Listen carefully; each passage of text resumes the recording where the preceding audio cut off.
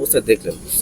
আজ কি অবস্থা দেখলাম, আমরা দেখলাম প্রথমে গোড়ায় ফোন করে 6:30, আমরা সারা রাতের মধ্যে কিছু জানি না। বললে যে তোমরা কিছু খবর পেয়েছো? না, আমরা কিছু খবর পাইনি। বলছে এরকম এরকম মার্ডার হয়ে গিয়েছে, সুইসাইড করে নিয়েছে। সুইসাইড কেন করবে? রাত্রে ঘরেও কিছু ঝগড়া হয় নাই, রাত্রেও কিছু ফোন করে বলে নাই। সুইসাইড যেহেতু করবে তা একবার তো ঘরে অশান্তি বা কিছু তো বলতো, কিছু বলা নাই। তারপর বলছি তাহলে ঠিক আছে তোমরা আসো। তখন আমরা হড়বড় করে এসেছি, আমরা কিছু জানি না, এমনি এসেছি। এসে দেখছি কিনা হেঁটুকেতে বসে আছে, হাতে পায়ে কাটা, গোটা গায়ে চোট আছে। কি মনে হচ্ছে? দেখে মনে হচ্ছে তোকে মেরে দিয়েছে, মেরে ঝুলাই দিয়েছে। কি চাইছেন আজকে? আমরা চাইছি ওর প্রতিবাদ চাইছি।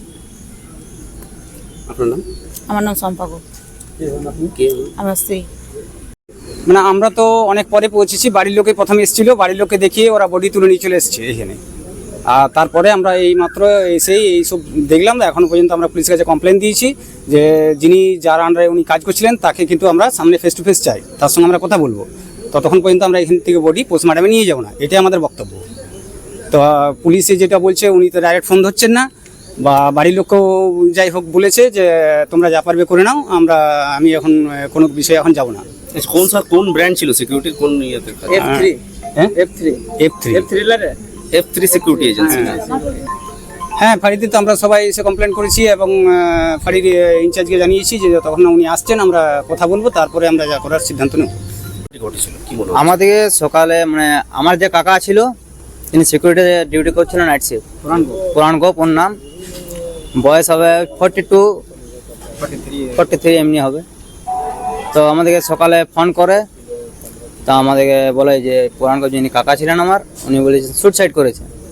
আমরা ওখানে জায়গায় উপস্থিত হই, সব স্পটে উপস্থিত হই। তারপরে দেখি যে এটা কোনো সুইসাইড কেসের মতো লাগেনি, আমাদের লেগেছে মার্ডার কেসের মতো। হাতে চোট, পায়ে চোট, মাথায় চোট, পিঠে চোট। ওইটা সুদর্শনী হসপিটাল, সিকিউরিটি গার্ড। কত বছর ধরে কাজ করছেন? কতদিন? আপনার 6-7 বছর। 6-7 বছর পাবে। হ্যাঁ। আচ্ছা, যখন আপনারা স্পটে গেছিলেন কি বডি ওখানেই ছিল? বডি ওখানে ছিল, ঝুলন্ত অবস্থায় ছিল। মানে ওটা ঝুলন্ত অবস্থা বলা চলবে না, হাঁটু গেড়ে ছিল। আর ঘরের হাইটটা খুব কম, আর ঘরের হাইট খুব জোর 3.5 থেকে 4 ফুট হবে, অমনি হাইটের মধ্যে ছিল। আর হেঁটু গেড়ে অবস্থা ছিল, হাতে পায়ে গোটা চোট ছিল, নিচে ব্লিডিং। হাতে ছিল, হাতে পায়ে, বুকে, ঘাড়ের মধ্যে, মুখের মধ্যে, আঙুলে। ওভারঅল বিষয়টা মানে ওই পরিস্থিতি দেখে কি মনে হচ্ছে আপনাদের? আমাদের দেখে মনে হচ্ছে মার্ডার কেস। মার্ডার, এর কোনো সুইসাইড কেস নয়, এটা মার্ডার কেস দেখে পুরো বোঝানো যাচ্ছে।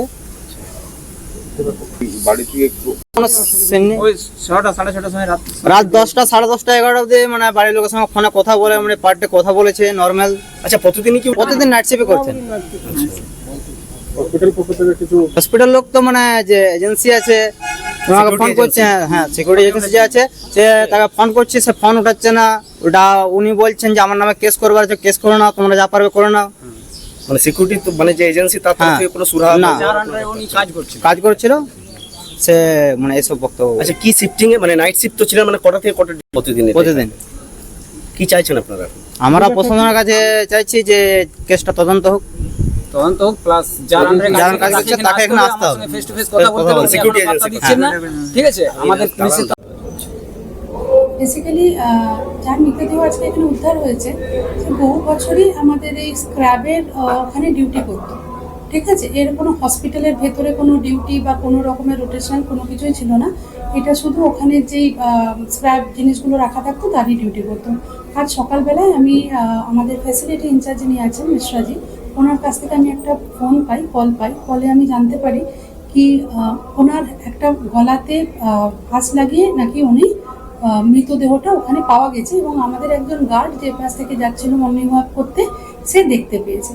তারপরে উনি অ্যাকর্ডিংলি যেটা মানে প্রসেস আছে, উনি আমাদের ওই F3 সিকিউরিটি ওখানে জানানো হয় এবং লোকাল থানাতে ইনফরমেশন দেওয়া হয়। লোকাল থানার পুলিশরা এসে তারপরে ওনাদের বডিটাকে পেশেন্টের মানে যে হচ্ছে সিকিউরিটি যে ছিলেন ওনার বডিটাকে নেওয়ার ব্যবস্থা করে, এবং তারপরে ওদের বাড়ির লোককেও ইনফরমেশন দেওয়া হয়। এবং এখনো পর্যন্ত ইনভেস্টিগেশন অন প্রসেস, এখানে কিছু বলা যাবে না কি কারণে, কিভাবে, কি হয়েছিল ওনার, ঠিক আছে? আমরা কিছুই জিনিসটাকে বুঝতে পারছি না। তো এটা পুরোই পুলিশের আয়ত্তের মধ্যে রয়েছে, ইনভেস্টিগেশনের মধ্যে রয়েছে।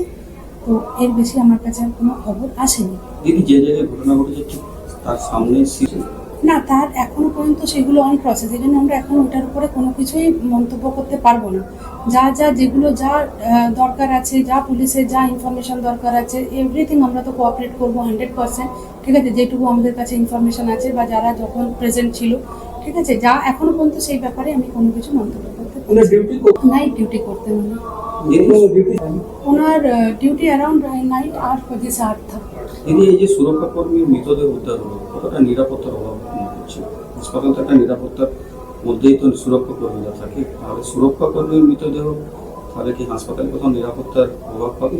দেখুন, হাসপাতালে তো বহু স্টাফ কাজ করে, ঠিক আছে, রাত্রে ছেলেমেয়েরা রিসেপশনে ডিউটি করে, ঠিক আছে, ওয়ার্ডে ডিউটি করে, সবাই ডিউটি করে, সিকিউরিটি থাকে এখানে, ঠিক আছে, সিকিউরিটি এখানে বাইরে পোস্ট মানে আমাদের হসপিটালের মধ্যে পোস্টিং থাকে।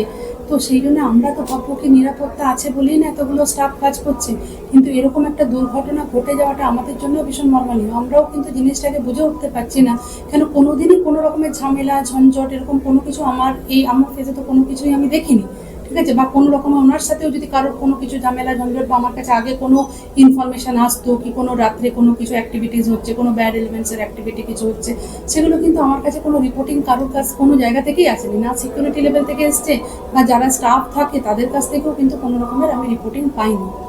দিদি আপনার নাম বলছি। আমার নাম হচ্ছে অন্তরা গাঙ্গুলি। আমি এখানে last 2 mass as a chief executive officer পদে নিযুক্ত আছি।